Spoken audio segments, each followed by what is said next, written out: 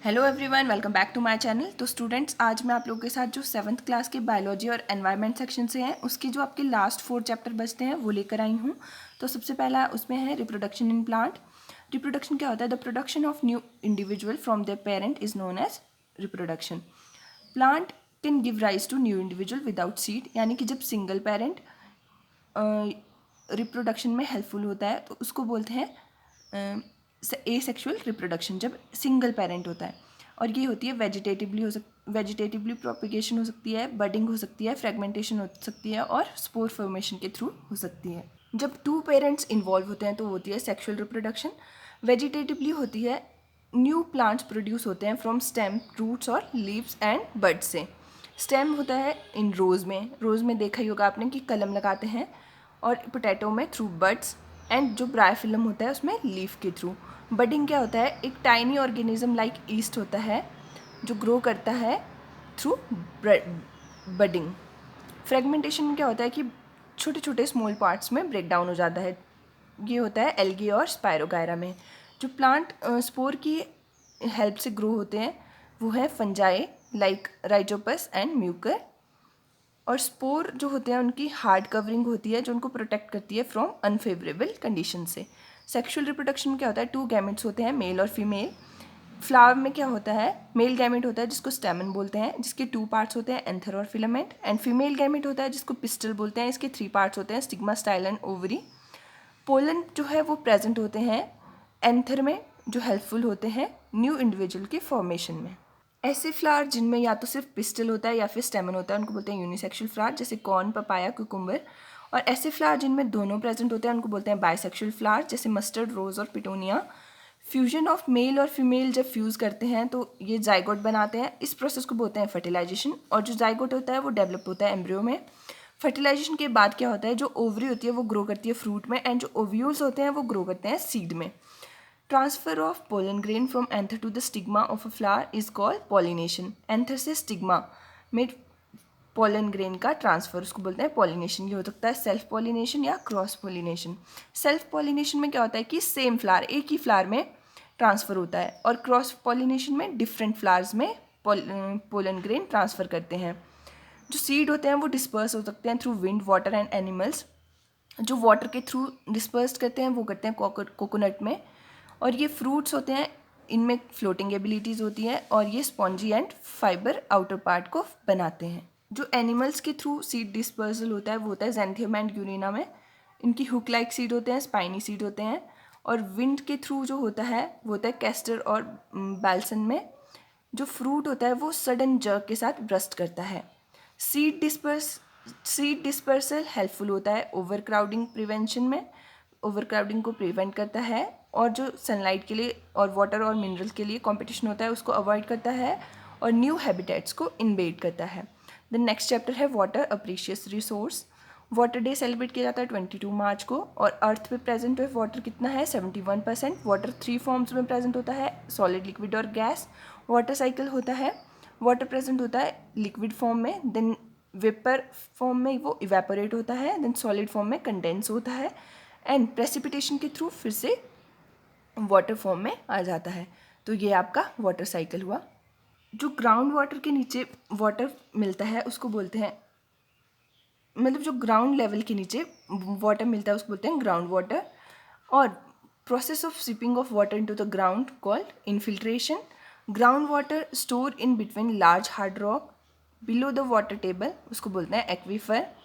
Cause of water depletion के cause क्या क्या है? पॉपुलेशन है एक तो ज़्यादा, फिर देन इंक्रीज इंडस्ट्रीज़ है, एग्रीकल्चर एक्टिविटीज़ है। जब ज़्यादा बारिश हो जाती है तो फ्लड कॉज होती है, और अगर बारिश ना हो तो ड्रॉट हो जाता है, यानी सूखा पड़ जाता है। जब रेन वाटर को यूज़ किया जाता है ग्राउंड वाटर को रिचार्ज करने के लिए तो वो उसको बोलते हैं वाटर हार्वेस्टिंग। अगर वाटर की कमी हो जाएगी तो कोई भी लाइफ पॉसिबल नहीं होगी, ना ऑक्सीजन होगा, ना फूड होगा, ना लाइफ होगी। देन आपका है chapter next 17, forest our life line. Forest is a system comprising, forest में क्या क्या होता है? प्लांट होते हैं, एनिमल्स होते हैं, माइक्रो ऑर्गेनिजम्स होते हैं।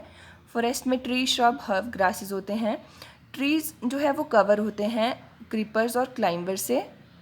देन है branching of the tall trees look like a roof cover other planted मतलब जो टॉल ट्री होते हैं वो ऐसे लगते हैं कि छोटे प्लांट्स को कवर कर रहे हैं रूफ की तरह, तो उसको बोलते हैं कैनोपी।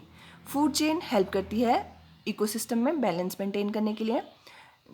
फूड चेन इस तरह से होती है, ग्रास उसको ईट करता है इंसेक्ट, इंसेक्ट को ईट करते हैं फ्रॉग, फ्रॉग को ईट करता है स्नेक एंड स्नेक को ईगल। एनिमल्स होते हैं जो अपना फूड खुद बनाते हैं, वो होते हैं ऑटोट्रॉफ्स। और जो अदर प्लांट्स और एनिमल्स पे डिपेंड होते हैं या उन पे फीड करते हैं उनको बोलते हैं हिट्रोट्रॉफ्स। जो माइक्रो ऑर्गेनिज्म कन्वर्ट करते हैं डेड प्लांट्स और एनिमल को ह्यूमस में, उनको बोलते हैं डिकम्पोजर्स। एंड ये ह्यूमस क्या होता है, डार्क कलर सब्सटेंस होता है। जो प्लांट्स और एनिमल्स होते हैं वो एनवायरनमेंट में बैलेंस मेंटेन करते हैं। कैसे? जो प्लांट्स होते हैं वो हमें एनिमल्स को ऑक्सीजन देते हैं, और जो एनिमल्स होते हैं वो कार्बन डाइऑक्साइड रिलीज करते हैं जो प्लांट्स के लिए हेल्पफुल होती है फूड बनाने के लिए। सॉइल की अपर लेयर के रिमूवल को बोलते हैं soil erosion. Forest protect the soil erosion, अगर ज़्यादा पेड़ होंगे तो सॉइल इरोजन कम होगा। अगर फॉरेस्ट को काट दिया जाए इंडस्ट्रियल पर्पस के लिए तो उसको बोलते हैं डिफॉरेस्टेशन। फॉरेस्ट इन्फ्लुएंस करते हैं क्लाइमेट को, वाटर साइकिल को और एयर क्वालिटी को। फॉरेस्ट हमें क्या क्या देते हैं, वुड देते हैं, गम देते हैं, wax, box, paper, match sticks etcetera. Then है आपका चैप्टर 18 वेस्ट वाटर स्टोरी। जो यूज्ड वाटर होता है उसको बोलते हैं वेस्ट वाटर। वेस्ट वाटर को रीयूज़ किया जा सकता है। वेस्ट वाटर कहाँ कहाँ से निकलता है, होम से, इंडस्ट्री, एग्रीकल्चर, फील्ड, इन सब से निकलता है और इसको बोलते हैं सीवेज। सीवेज में क्या होता है, जो लिक्विड वाटर होता है उसमें इम्प्योरिटीज़ होती हैं जिनको कंटेमिनेंट्स बोलते हैं, ये सॉइल पोल्यूशन कॉज करते हैं। सीवेज में क्या कॉम्प्लेक्स मिक्सचर होता है, ऑर्गेनिक इम्प्योरिटीज़ होती हैं like human faeces, pesticides, animal waste, oil, urea, herbicides, fruits, vegetable waste. Inorganic impurities होती है nitrate and phosphates, metals. Nutrients होते हैं फॉस्फोरस एंड नाइट्रोजन। बैक्टीरिया होते हैं जो कॉज करते हैं कॉलेरा एंड टाइफाइड जैसी डिजीजेस। अदर माइक्रोब्स होते हैं वो कॉज करते हैं डायसेंट्री।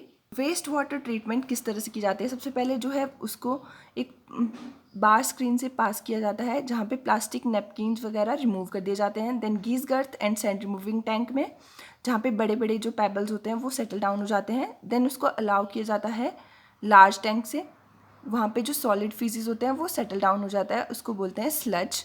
और इसको यूज़ किया जाता है प्रोडक्शन, बायोगैस की प्रोडक्शन में और इलेक्ट्रिसिटी जनरेशन में थ्रू एनारोबिक बैक्टीरिया। जो एरोबिक बैक्टीरिया होते हैं वो वाटर को क्लैरिफिकेशन में हेल्पफुल होते हैं।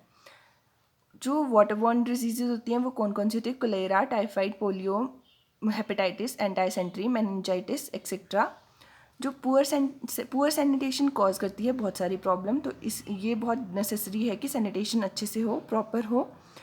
एक ट्री ऐसा होता है जो कि वेस्ट वाटर को एब्जॉर्व करता है रैपिडली और रिलीज करता है प्योर वाटर वेपर इन एटमॉस्फेयर, उसको बोलते हैं यूकेलिप्टस।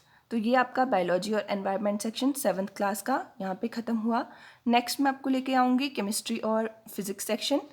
तब तक के लिए मेरे चैनल को सब्सक्राइब करें, मेरी वीडियो को लाइक एंड शेयर करें। Thank you.